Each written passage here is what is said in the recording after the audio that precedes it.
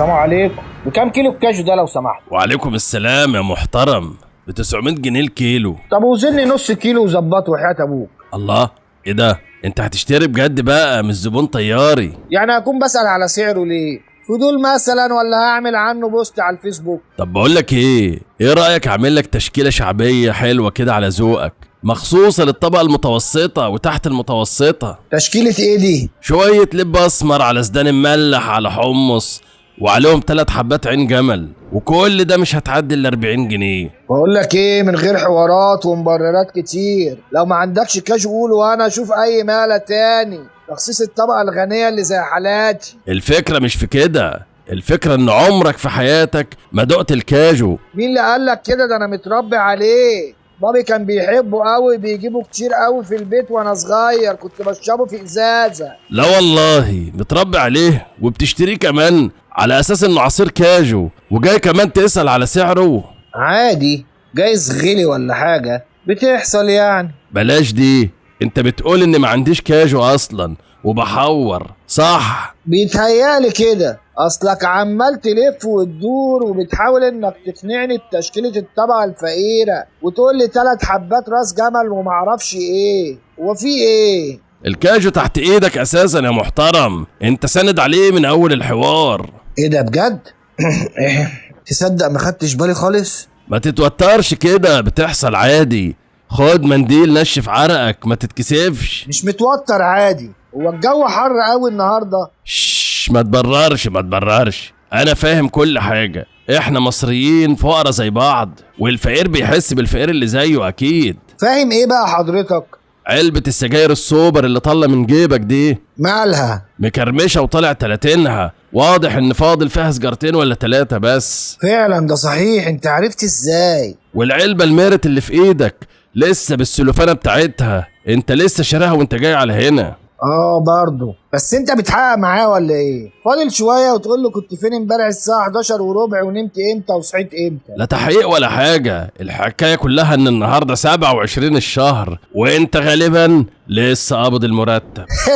جبت التايه انت كده، اللي هو غالبا مش اكتر من 6000 جنيه. لا دي انت كده جبت التايه فعلا. عرفت ازاي ان بابا 6000 جنيه؟ تصرفاتك كلها جايه من كتالوج الطبقه المتوسطه. تصرفات ايه حضرتك؟ بتشرب سجاير البوليتاريا الكاتحه وفي نفس الوقت بتطلع لسجاير البرجوازيين اللي مش كاتحين. الحكايه كلها اني بحب ادلع نفسي يوم في الشهر مش اكتر. حرام يعني؟ مش حرام طبعا، بس الموضوع اعمق من كده بكتير.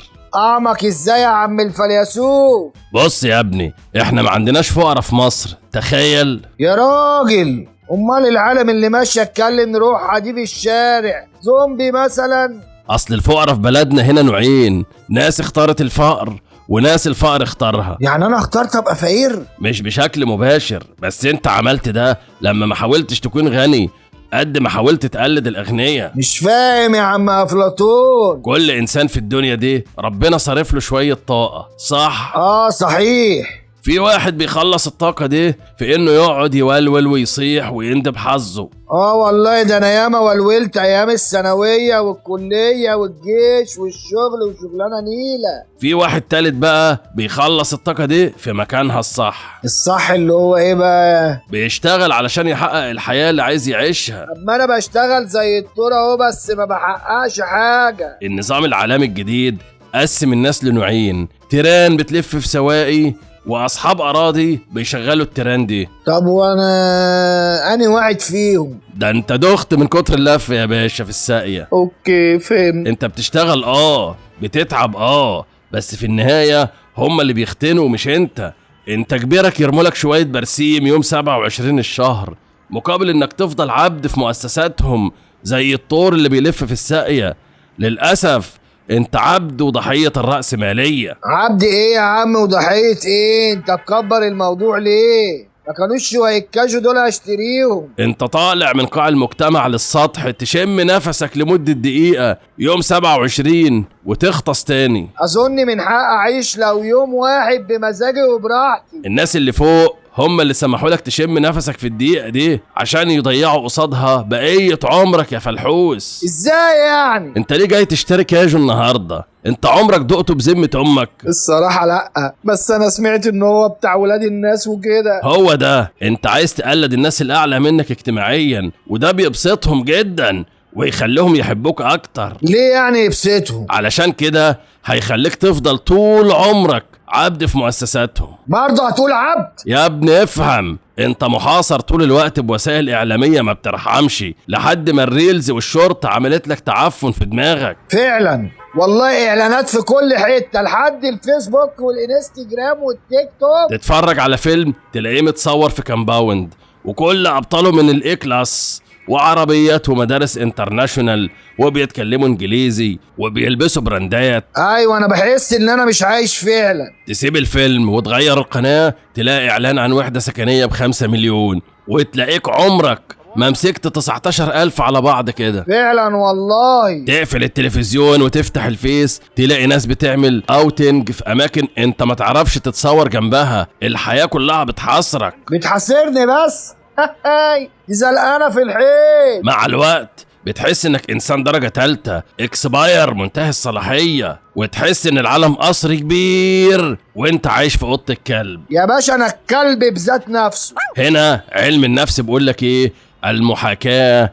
النموذج اللي مش هتعرف تحققه قلده. ما انا بعمل كده فعلا. تقبض مرتب الشهر ده تروح تصرفه في خروجه، تقبض مرتب الشهر الجاي تصرفه في طقم من براند معروف، تقبض الشهر اللي بعده تصرفه في معرفش ايه، اشتري بيهم ايفون 17. وبكده هتفضل طول حياتك مستهلك بتشتري البضاعة بتاعتهم عشان تحس انك شبههم، لكن انت في الحقيقة شغال عبد عندهم. عمري ما حسبتها كده، عمرك ما حسبتها اصلا ولا اي حد حسبها. الله، هو ليه واحد مرتبه 6000 جنيه يصرف 1,000,000 جنيه عشان يتجوز مثلا؟ ليه صحيح؟ نفس اللي بيخلي أسرة معدمة تجيب في جهاز بنتها 3 غسالات و3 شاشات ونيش بالشيء الفلاني مكتوب عليه ممنوع الاقتراب أو التصوير، وكراتين هتفضل مقفولة إلى يوم الدين، محدش هيستعمل اللي فيها. أنا كراتين أمي لسه مقفولة، وكراتين أمي أنا كمان لسه مقفولة، وفي الآخر يقولك غريمات ويدخلوا السجن. طب ليه؟